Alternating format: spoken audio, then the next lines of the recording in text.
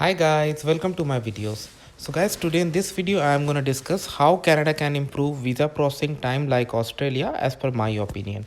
Before I proceed further, I would like to clarify neither I am an immigration consultant nor I am a government body. So if you take anything out of this video, you do it at your own risk. So guys, during the pandemic, Australia visa processing was very slow or it was almost closed for many situations. But now the way they have resumed, the way you see the high number of invitations they are inviting in their draws, and the way they are processing applications is amazing. There are people who are getting their decision within a few days. Like there are people who went for their medical and they got their result same day. It is coming like quicker, much quicker than any other country if I compare with Canada, where some people are waiting for months and some even much more than that. And this matter has been discussed in Canadian Parliament as well for various kinds of applications. So why Australia is leading even after coming from such a closure, and why Canada is left behind? So this is where I'm going to discuss my analysis. Again, neither I'm an immigration consultant nor I'm a government body. So first of all, whatever I say may not be true, and if you take anything out of this video, you do it at your own risk.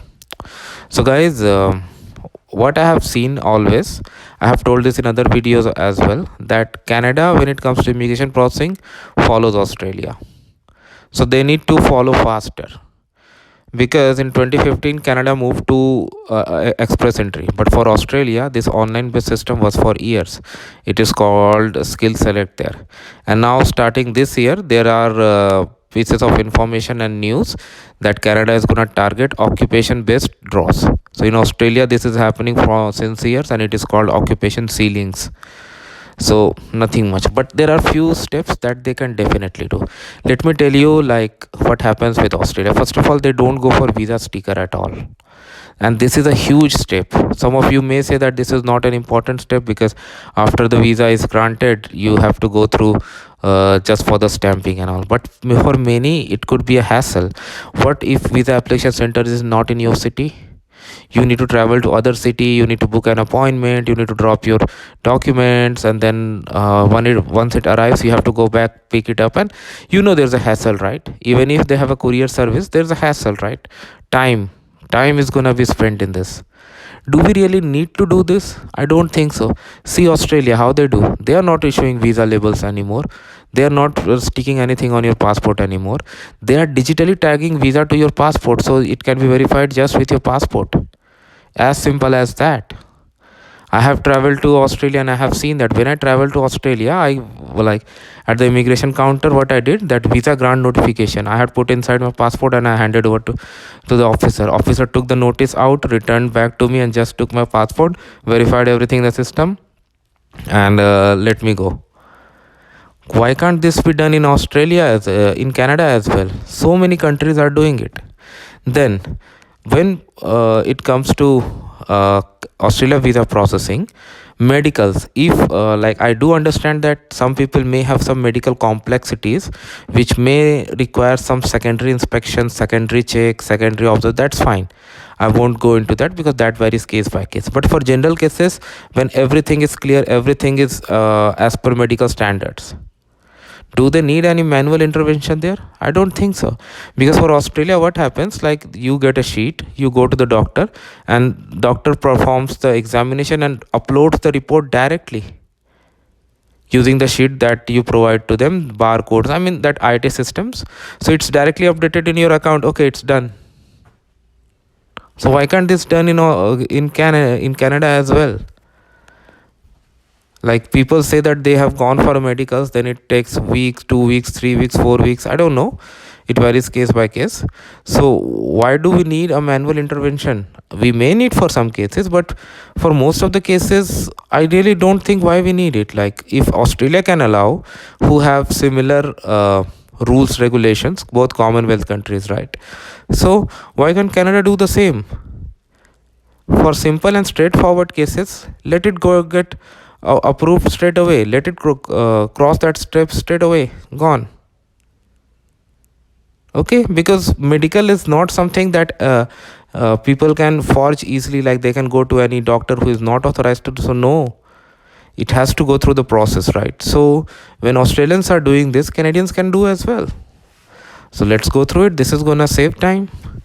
Then request letters like biometric request and other things, they should come up immediately, right? The moment they submit, they should get a biometric request.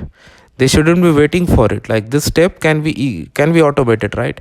If I am applying for a visa and I entered my details, so I know when it comes to Canada, the questionnaire that you go initially, your decision does not depend on them, and people can do mistakes. And if so like this can be verified, right? When I'm submitting my application, if I really need biometric or not. If I really need it, I can be flagged, yeah, go ahead and do it, right?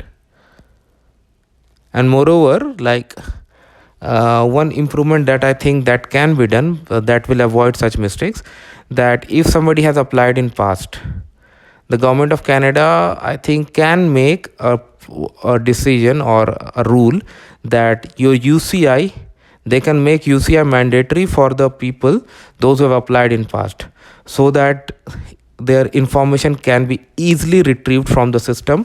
Because UCI is unique, your name can be similar, like I can have 10 people with my name, same name, and maybe even same date of birth, but UCI is going to be like a unique key, primary key, if you have any knowledge of databases. So with this, information can be pulled up, and biometric verification and other things, their history, things can be pulled up. We don't need any manual intervention over there, right? So they can make it mandatory. If somebody does not have it, then they can contact IRCC and get it. Like they could have a process, right? Get that information. But like most of us, like UCC, UCI, unique client identifier, comes on everything. Whether if I have applied in past, and if I have got approval, refusal, visa, in all communication, this information is present, right? So anybody can pick it up. If I had applied before and my visa was refused, I refused, I have my refusal letter. There also I can pick up UCI and apply for my next application. So if they can make this mandatory for the people, those who have applied in past, at least biometric and other information that probably now they are asking uh, so for some manual intervention, can be avoided at all. For most of the cases, that will definitely speed up. Next, where Canada has started doing, but still they need to move more applications. Like when it comes to Australian process, how do you apply? You go to IMMI account and you fill web forms. Not you don't fill up PDF forms and upload. In Canada, some applications have moved to that on IRCC portal, but still there are so many other applications that are yet to be moved.